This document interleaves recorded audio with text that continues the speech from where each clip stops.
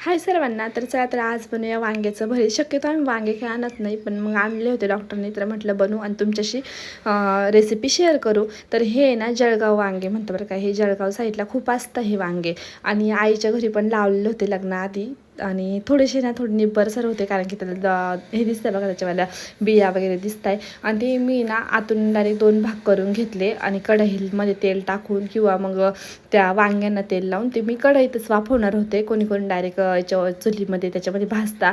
आता ते डायरेक्ट गॅसवर भाजायला नको वाटतं, म्हणून मग मी ते कढईमध्ये असं भाजणार होते. आणि मग सगळ्याला तेल लावून घेतलं आणि कढईमध्ये ठेवले. आणि कढईमध्ये ठेवल्यानंतर ना ते वाफवून द्यायचे. आणि कोणी कोणी त्याच्यावर ना पाण्याचा शिपका मारता, आणि मी पण मारलेला, पण तो तुम्हाला दाखवलं नाही. मग पाण्याचा शिपका मारला की लवकर मऊ होता. मग ते हे बघा असे ते लगेच मऊ झाले थोड्या वेळातच. आणि मग मी त्याचं वरचं साल वगैरे काढून घेतलं. आता मी बरेचसं बघते नाही का, त्याच्यामध्ये सगळेजण आता कोकण साईडला तर डायरेक्ट ते जे वरचं साल आहे ते तर काढतच नाही, डायरेक्टच त्याला ठेचता आणि त्यातच मीठ मिरची टाकून तसं खाता. पण आपल्या साईडला जसं बनवतं तसंच मी करते. मग कांदा वगैरे चिरून घेतला, थोडासा शेंगदाणे घेतले, मिरच्या घेतल्या, लसूण घेतला, कोथिंबीर घेतली, आलं काही घेतलं नव्हतं, ज्याला घ्यायचं ते घेऊ शकता. मग कांदा परतून घेतला चांगला. कांदा परतल्यानंतर ना तोपर्यंत मी जे वांग्याचं साल काढून घेतलं होतं त्याचं आहे ना एकदम मॅशर जे असतं ना आपलं पावभाजीचं, त्याच्याने असं मॅश करून घेतलं. ते एकजीव झालं बघा एकदम. मग इकडं कांदा परतायला थोडंसं मीठ टाकायचं, म्हणजे पटकन परतला जातो. नंतरून शेंगदाणे वगैरे टाकून घेतले. शेंगदाणे मला आवडतात आणि डॉक्टरला आवडत नाही, पण मग मला पण खायचं होतं, म्हटलं जाऊ दे आता थोडेसे टाकूया, रेसिपी पण शेअर करायची आहे. शेंगदाणे टाकले की भारी लागतं बरं का ते दाताखाली आल्यानंतर.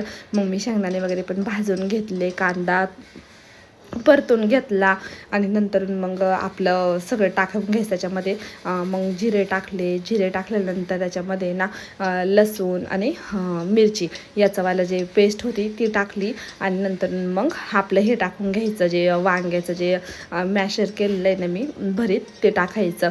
ते टाकलं की मग मस्त त्याला परतून घ्यायचं. आणि परतल्यानंतर आता मिरची जर जास्त परतली तर चांगलं लागेल, नाही तर कच्च्या मिरचीमध्ये तरी कसं टाकायचं. मग हळद वगैरे टाकली. हळद टाकल्यानंतर मीठ टाकून घ्यायचं. मीठ टाकल्यानंतर मस्त मग ते भरिताचं ते मॅशर केलेलं ते टाकलं बरं का ताईंनो मी. ते टाकायचं, चांगलं मस्त परतून घ्यायचं. आणि कोणी कोणी त्याच्यामध्ये ना शेंगदाण्याचा कूट पण टाकतं बरं का, पण मी तरी नाही टाकत. मग मी तुमच्याशी जे टाकलं आहे ते शेअर करते. आणि हे असं झालं, कोथिंबीर टाकली. नंतर ना आपला मॅगी मसाला टाकायचा. मॅगी मसाला टाकायचा, मस्त भरीत तयार होतो बरं का ताईंनो. तुम्ही पण रेसिपी करून बघा, कशी वाटते मला कमेंट करून सांगा. चॅनलला सबस्क्राईब करा ताईंनो. चला तर मग भेटूया नेक्स्ट शॉर्ट्समध्ये. तोपर्यंत बाय. श्री स्वामी.